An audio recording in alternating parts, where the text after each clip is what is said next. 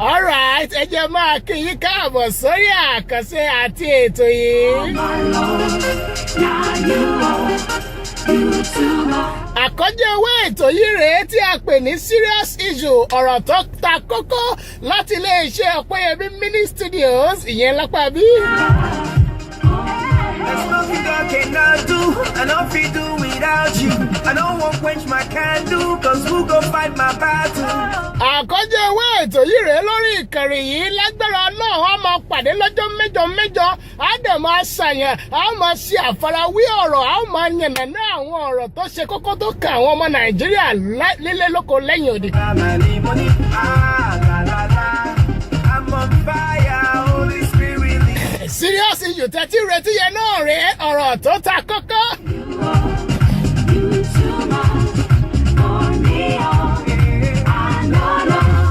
Bí mo ti sọ àkọ́jẹ́ ewé ètò yẹn lélẹ́yìí a kàn fẹ́ fi ṣe àtẹ̀síwọ̀n gbogbo àwọn irinṣẹ́ tá ń lò ní Ọ̀pẹ́yẹmí mini studio ká lè máa gbádùn ara wa bẹ́tà.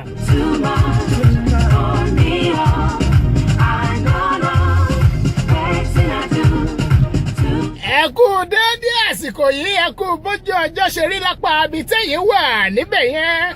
Remember God is faithful. It's not about the titles and all the worldly values. Open up the Bible and let the Spirit. Inú mi dùn ayọ̀ mi kún tọ́jọ́ mẹ́ta kan tá a ti ń pò kíní ipò yìí pé ká lè ṣe àmọ́ nítorí ìdí kan tàbí èkejì sásọ̀ ká ṣètò ní ìṣètò náà àmọ́ àti ẹ̀dúpẹ́ lọ́wọ́ náà abẹ̀rẹ̀ náà rèé. I'm on fire, Holy Spirit lead me and take me higher. Bí mo ti sọ lẹ́ẹ̀kan àkọ́jẹ́ ewé ètò yẹn rèé a kàn fẹ́ fi dúpẹ́ lọ́wọ́ Ọlọ́run ká dẹ̀ dúpẹ́ lọ́wọ́ àwọn tó ti ń tì wá lẹ́yìn látìgbà tá ti bẹ̀rẹ̀ ọ̀rọ̀ sísọ látìgbà tá wà ní pínísín.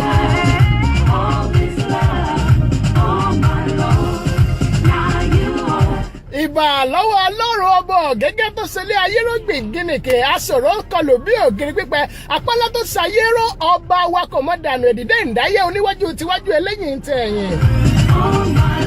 You know they can die for you. Put you in the strength from your mother's womb. Ó ní pátápátá ọlọ́pẹ̀rẹ̀ gẹ́gẹ́ ògo gbọ́ kí n tó gbọ́ mọ̀ kí n tó mọ̀ apani ajínigbé olóòkú àjọbẹ̀ ẹ̀rù jẹ̀jẹ̀ bá bá gbogbo àwọn èrò.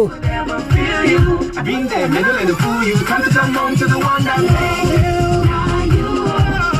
Wàláì a máa gbádùn ara wa lọ́sọ̀ọ̀sẹ̀ lórí ìkànnì tá a wà yìí torí lábala ńlá ṣètò yẹn débi wípé kò sí ọ̀nà tí ẹ fẹ́ gbégbà tínú yín ò ní dùn táyọ̀ yín ò ní kú nígbàkúgbà tẹ́ bá ń gbóhùn mi.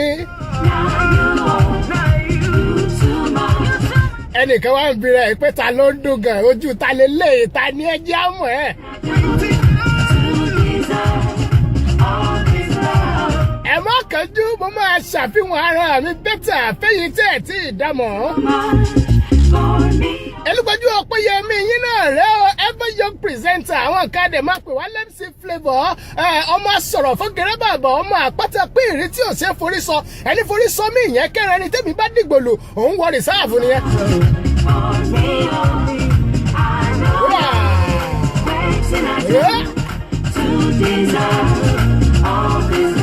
Ẹjọ́ máa kí àwọn tèmi ní gbogbo ibi tí ẹ bá wà mo sọ lẹ́ẹ̀kan pé èní mo kàn fẹ́ máa fi kí ẹ̀yin tèmi ní gbogbo ibi tí ẹ bá wà ẹjẹ́ ní ti Amẹ́ríkà ń bí bẹ̀rẹ̀ kí máa kéyìn tèmi tí ẹ wà ní Dallas ẹ̀yin tí ẹ wà ní Baltimore ìyẹn ní Maryland láwọn gbogbo yín pátápátá náà ni mo kí ẹ̀yin tèmi ní Arkansas ẹ̀yin tèmi ní gbogbo ibi tí ẹ bá wà l'Amẹ́ríkà mo kí gbogbo yín ẹ kú déédéé àsìkò yìí.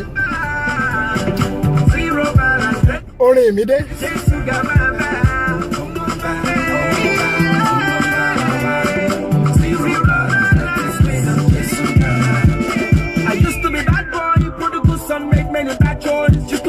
Ẹ jẹ́ máa kí ẹ̀yin tèmi nílẹ̀ Nàìjíríà. Kí n máa kẹ́yìn tèmi nílẹ̀ Ifẹ̀ ò dáyé níbi ìtọ́júmọ́ eré tí ń mọ́ wá. A kú gbogbo bójú ọjọ́ tí rí lápá abẹ̀yẹ lásìkò yìí. Adẹ̀kùn tó bá wa tó wàjà láìpẹ́ yìí Ifẹ̀ ò ní bàjẹ́ Ifẹ̀ ò ní dàrú lágbára Ọlọ́run.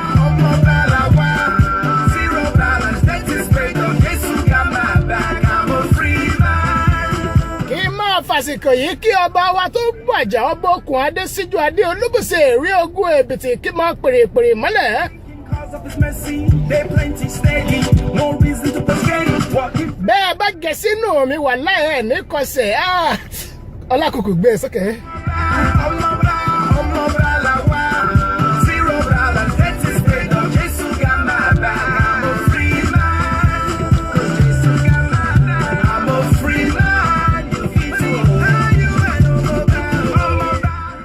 Fàlì yàtọ̀ sí fáìlì òun ló jẹ́ kí n máa sọ wípé lórí ètò yìí a máa yànnàná àwọn ọ̀rọ̀ tó ṣe kókó tó kan àwọn ọmọ Yorùbá gbọ̀ngbọ̀ngbọ̀n nílé lóko bóyá nílé lẹ́yìn wà tàbí ẹ̀yin wà lókè òkun lọ́hùn níbikíbi tó bá wà tó bá ti jọmọ Yorùbá ètò yìí ò gbúdọ̀ mí ìsẹ̀ lọ́sọ̀ọ̀sẹ̀ seriously.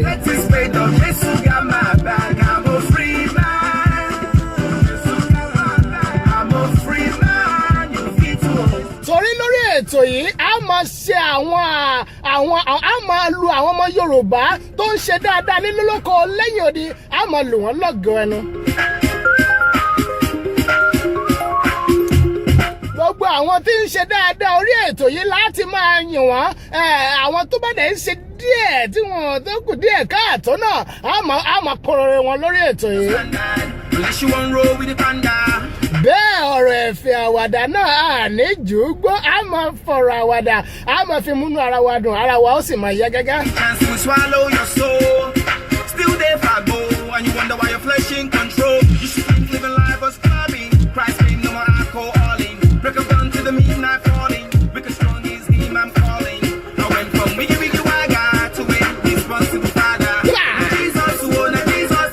Ẹ̀mí ẹ ti ń dé ẹ̀mí. Fíbílẹ̀.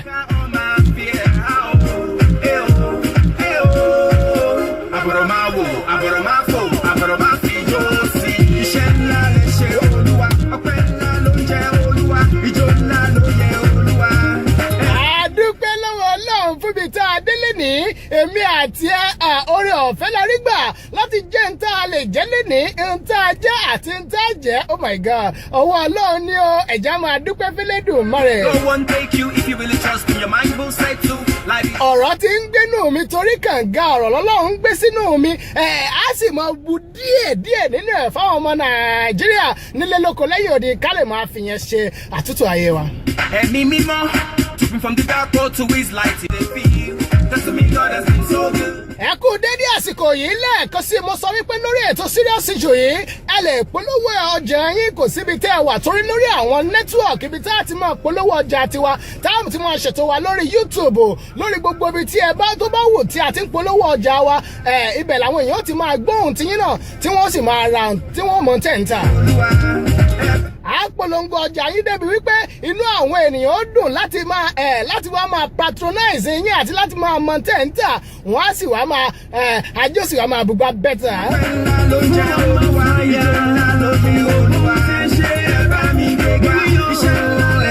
Kò ní í ṣe ìlú orílẹ̀-èdè tàbádùgbò ibi téyí wà lọ́wọ́lọ́wọ́ báyìí torí kò síbi tí wọn ò ti gbọ́ wa káàkiri àgbáláyé ọ̀pọ̀lọpọ̀ technology development.